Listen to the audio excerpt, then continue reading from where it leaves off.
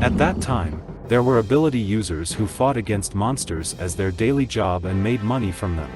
But in his case, after graduating and joining the army, Tae Min Park was still stuck living as a part-timer.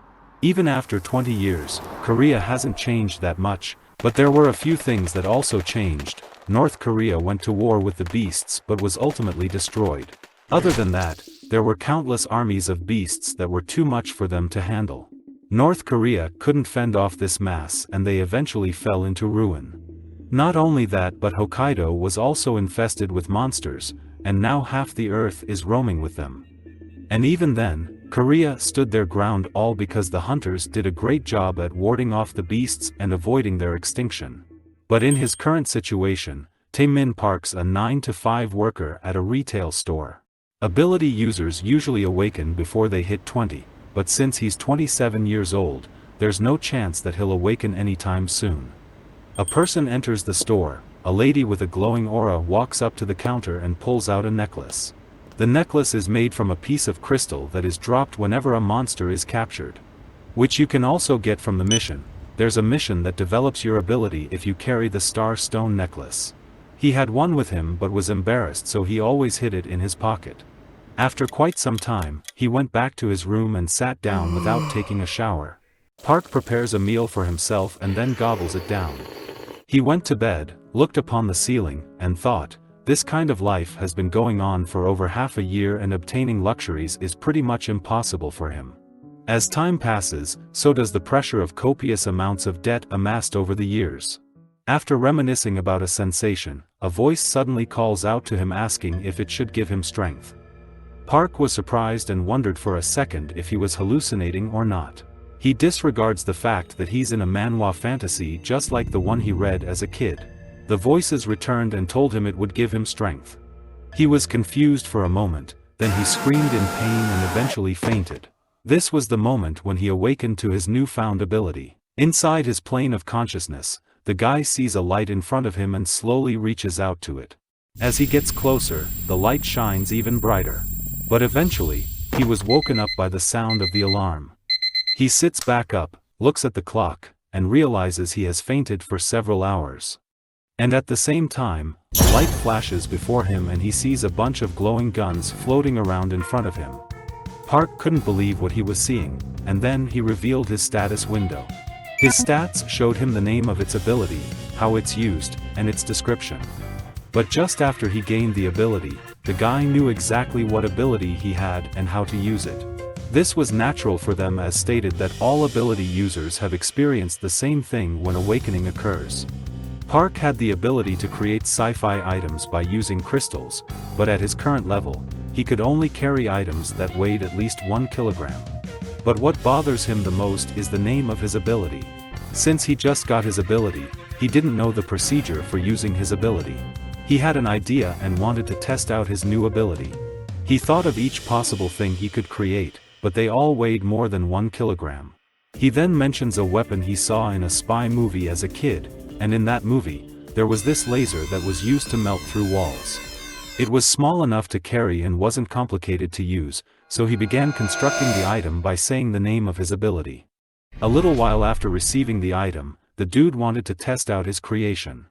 He then finds a kettle and settles on it. He points his laser at it and gently pushes the button.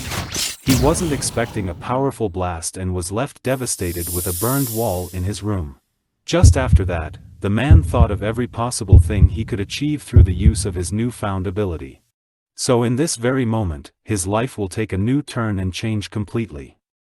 He was excited after seeing himself become an ability user, imagining various situations that a normal person could never get a hold of, but there was only one problem that was stopping him.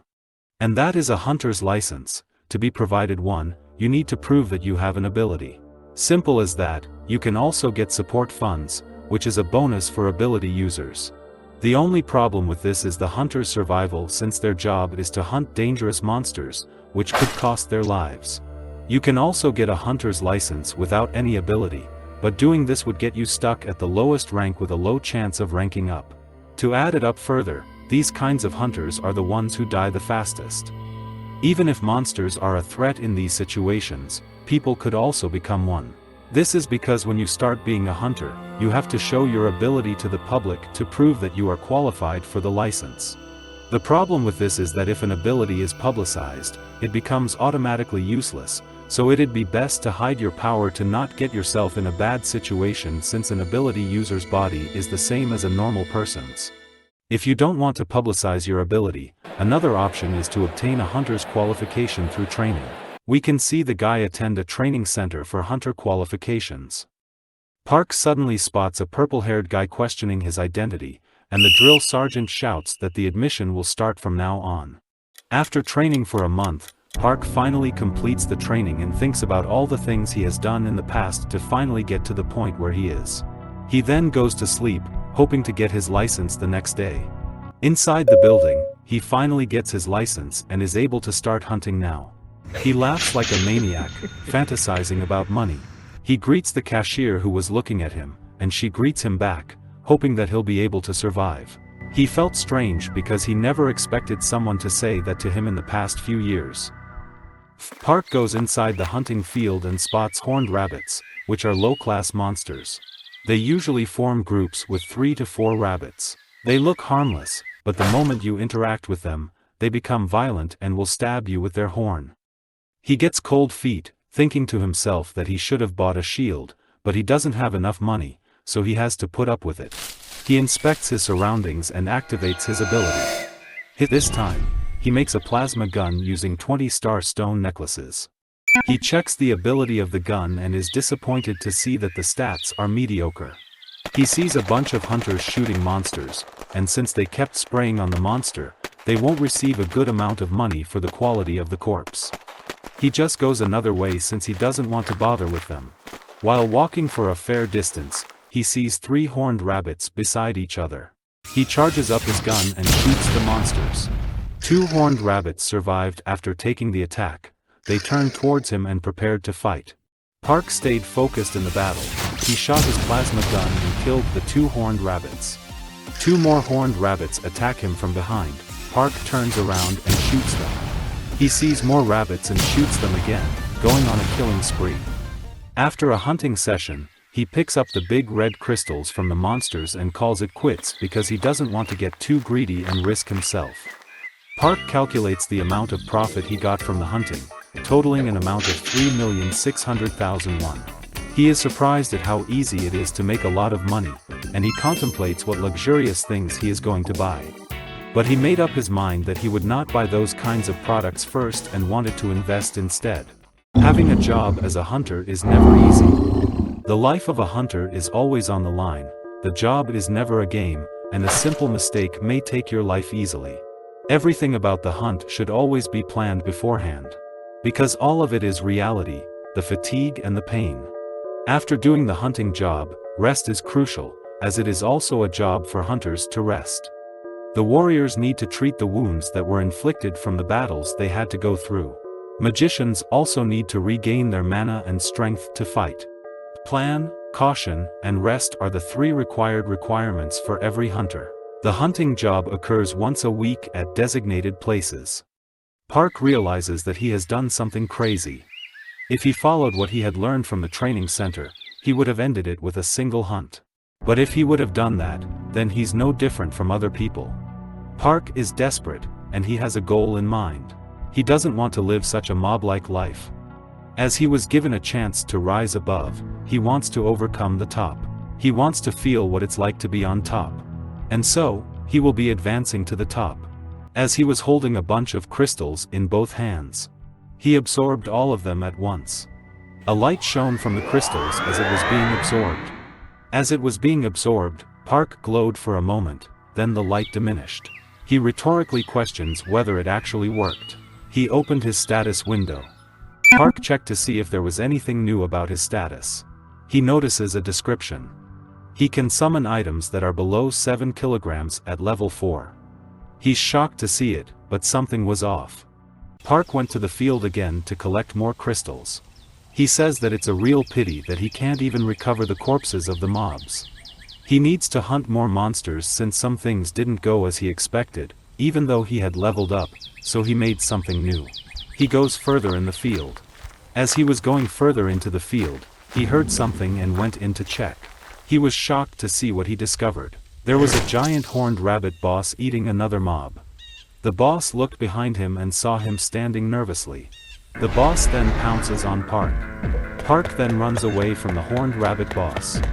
He couldn't believe that it had to be that type of monster to appear. He thinks that running away from it is a better option for him, but he said that he wanted to rise above it. He then draws his plasma gun and starts shooting at the boss. An explosion occurs, and Park asks himself if he got the boss. The smoke slowly dissipates, and a red glow shines from the smoke. The giant horned rabbit is still alive and roars a mighty roar. Park retreats. The boss starts charging for a powerful attack with its horns. Park notices the boss' glowing horn and immediately dodges the charged attack. He then sees the damage that the attack has done to the forest.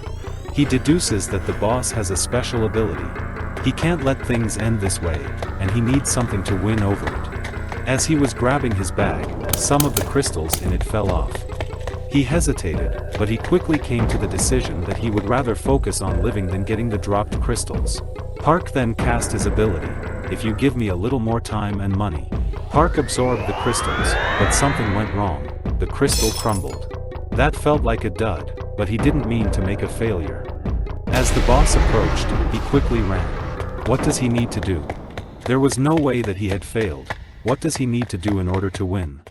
He contemplates, will he give up? But he refuses. His body suddenly flashed light, and suddenly, in his feet, mechanized sci-fi boots were summoned. The boss quickly charges at him with his special ability. Park tries to find the boss. After that, he activates his rocket boots and then dodges the boss' special attack. He was flying in the sky and concluded that the attack could be avoided. He flies with his rocket boots at a distance.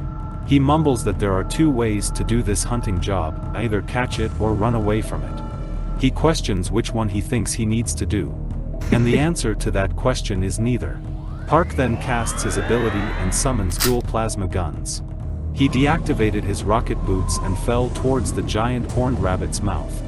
He smiled as he tricked the boss into thinking he had a chance to take a bite out of him. He activated the rocket boots and roasted his mouth with them.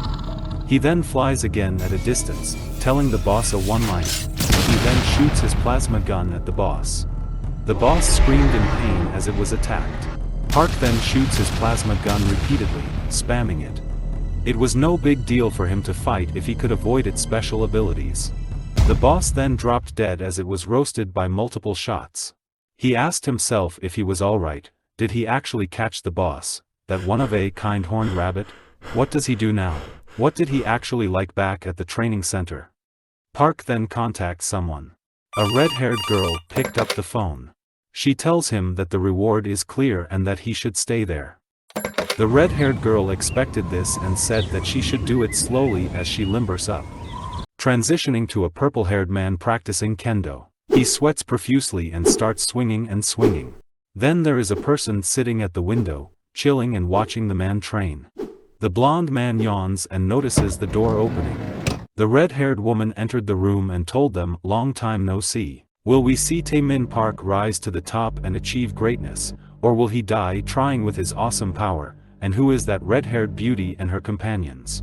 You'll find out if you comment down below for part 2. If you liked the series and our works, don't forget to hit that like and subscribe button, also hit the notification bell. Smell y'all later.